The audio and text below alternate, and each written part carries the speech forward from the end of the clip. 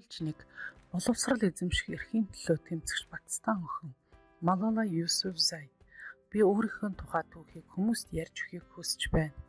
Бас би боловсрал эзэмшиж чадахгүй байгаа 61 сая хүүхдийн түүхийг ч бас ярмаар байна.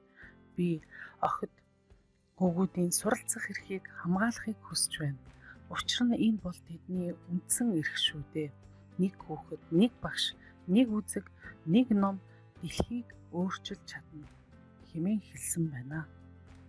I have a dream that one day this nation will rise up and live out the true meaning of its creed. We hold these truths to be self-evident that all men are created equal.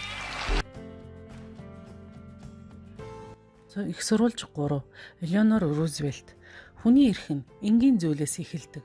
Та бидний амьдарч байгаа гэр, сургууль, ажил, найз нөхөд, гудамж, талбай гэх мэт.